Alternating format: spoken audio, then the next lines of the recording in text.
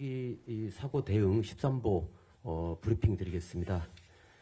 2024년 12월 29일 일요일 09시 03분경 발생한 제주항공 221편 사고와 관련하여 2025년 1월 2일 14시 30분 기준 사고 수습 상황은 다음과 같습니다.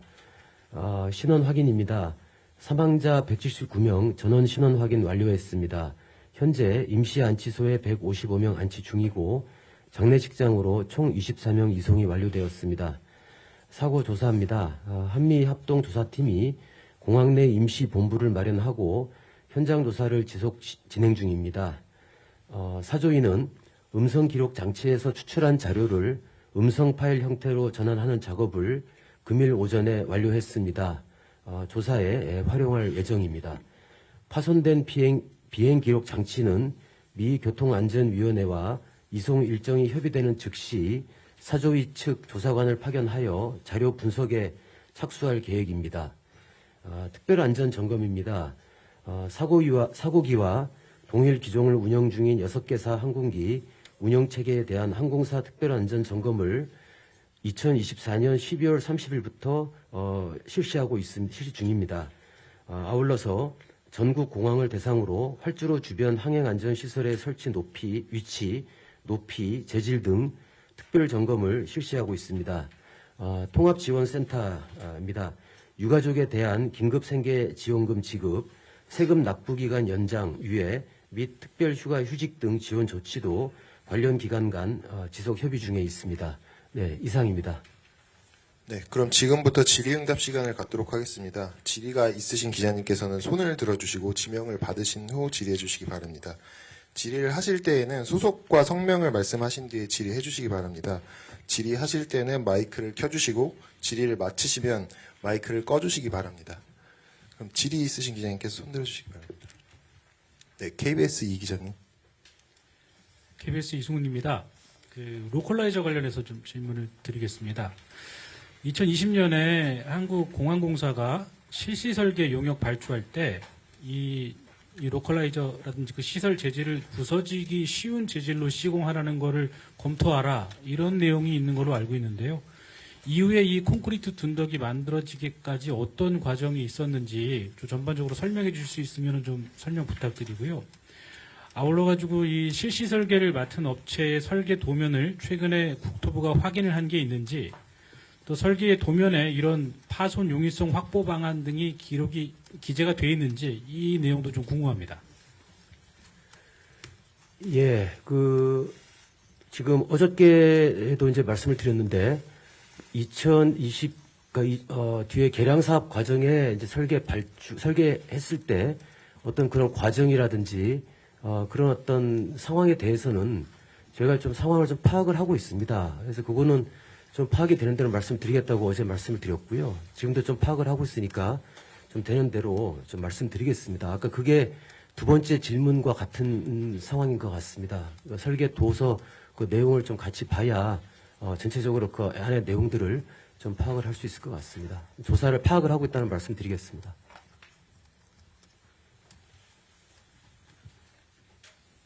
네, 한국일보 기자님. 예, 한국일보 신지우 기자입니다. 지금으로선 결국 CBR이 중요할 것 같은데, CBR로 통상 무엇 정도까지 알 수 있고, 그 다음에 지금 앞으로 조사는 좀 어떤 거 중심으로 먼저 좀 들여다보실 계획인지 궁금합니다. 예, 그 발표 자리에서 말씀드렸던 것처럼 CBR은 그 데이터로 저장돼 있던 내용을 이제 음성 파일 추출 를 이제 한 겁니다. 전환이 완료된 겁니다. 그러면 이제 조사관들이 음성 파일을 들어가면서 이제 내용을 이제 확인하게 됩니다. 그래서 이 관련 음성 파일에 들어가 있는 내용들과 이 사고와 관련된 이 관련 자료들을 함께 좀 비교하면서 이 사실관계 조사를 하게 된다 이렇게 말씀을 드리겠습니다. 네, 대한경제 이재현 간사님. 예, 대한경제 이재현입니다. 오늘 자료에서도 어제부터 말씀을 하셨는데 이제 현장에서 기체 잔해랑 엔진 등 육안으로 확인을 하고 계시는데요. 지금 공개된 영상 등을 좀 보면 버드 스트라이크 대한 이야기들이 좀 많이 나옵니다. 근데 이 엔진 분석이 이번 참사 밝혀낼 주요 원인으로 단서로 보이는데 이 엔진 수거는 언제쯤 이루어지며 수거를 하게 되면은 조사는 어느 정도 걸릴지 답변 부탁드리겠습니다.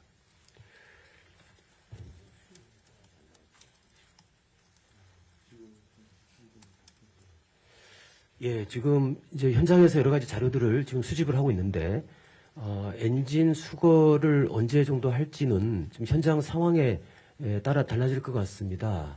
그래서 그건 지금 당장은 지금 말씀을 드리기가 좀 곤란한 상황입니다. 아마 자료에 수집을 하는 그 순서에 맞게끔 아마 진행이 될 것으로 보입니다. 그러면 이게 무한공항 개항을 하려면은 잔해를 다 정리를 해야 되는데 그 시점이 만약에 지금 말씀하신 개항 시점보다 늦어지면은 늦어지는 만큼 엔진 수거도 더 늦어지는 거죠?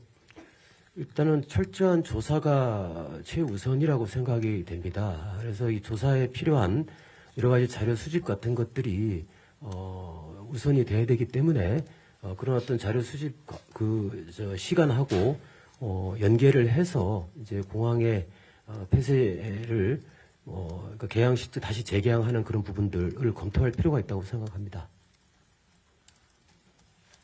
네, JTBC 김 기자님.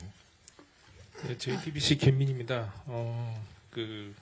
관제 규정에 따라서 이제 좀 질문을 3개를 드리려고 하는데, 첫 번째는 새떼 출몰, 그러니까 처음으로 다시 돌아가서 새떼 출몰이 이게 첫 번째 경보였나요? 아니면은 이게 지금 15분간 계속 전파라고 돼 있는데 이게 최초였는지 여부 먼저 말씀해 주시겠습니까?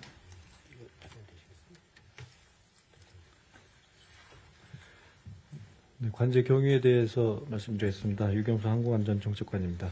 새떼 출몰은 수시로 이제 발생하면 조언을 주고 있는데 저희가 공개해드린 최소한의 경위 과정에서 한번 발생한 부분에 대해서 말씀을 드렸고 기타 전 과정에 대해서는 지금 사고조사 진행 중이라 그 과정 안에서 이제 정리가 될 것으로 생각이 됩니다.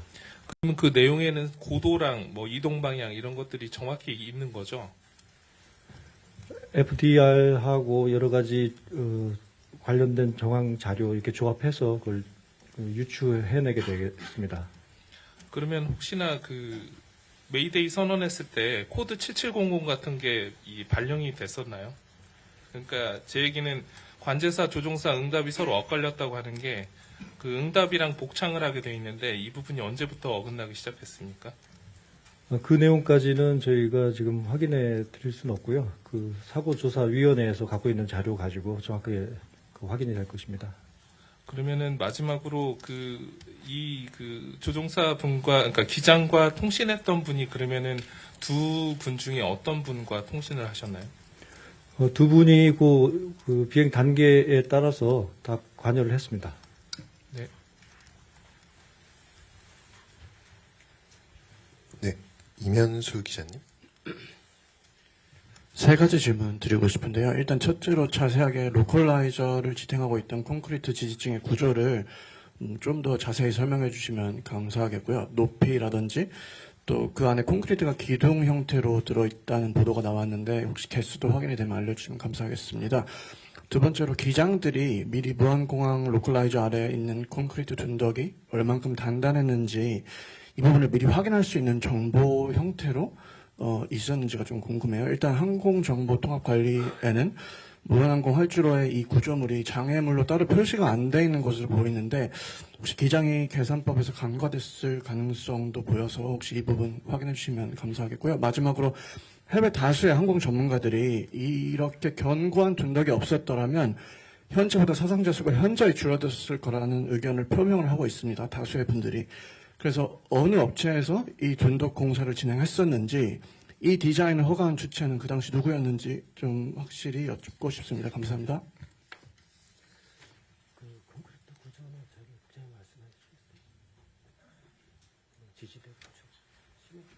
예, 제가 지금 어젠가 브리핑 할 때 저희 실장님이 콘크리트 지주 개수를 말씀드렸는데요. 제가 지금 정확히 기억을 못 하겠습니다. 바로 알려드리도록 하겠습니다. 예. 그러니까 둔덕 안에 그 콘크리트로 만들어진 그 지지대 역할을 하는 기둥들이 안에 들어가 있었습니다. 그게 한 숫자가 10여 개 정도 안에 들어가 있었던 거로 어제 말씀을 드렸습니다. 아마 그 질문이시면 그게 아마 현재로서 저희가 드릴 수 있는 답인 것 같고요. 10여 개 정도 콘크리트가 들어가 있었다는 말씀을 드리겠습니다. 그리고 기장이 장애인을 알 수 있는 건 어떻게 하죠?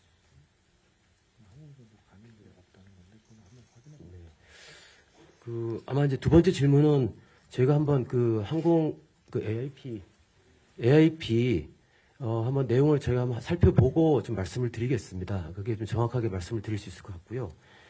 아까 사상자 사고 규모와 관련된 그런 말씀은 저희가 브리핑 초반에도 말씀드렸던 것처럼 사고조사위원회에서 이 사고가 일어나게 된 여러 가지 과정 뭐 이런 부분에 대해서 종합적으로 조사를 하고 있습니다. 그리고 그 여러 가지 요소들을 전부 살펴볼 계획이기 때문에 아마 그 과정에서 아마 다 검토가 되지 않겠나 이렇게 생각하고 있습니다. 그렇게 아마 다 검토가 됩니다. 예.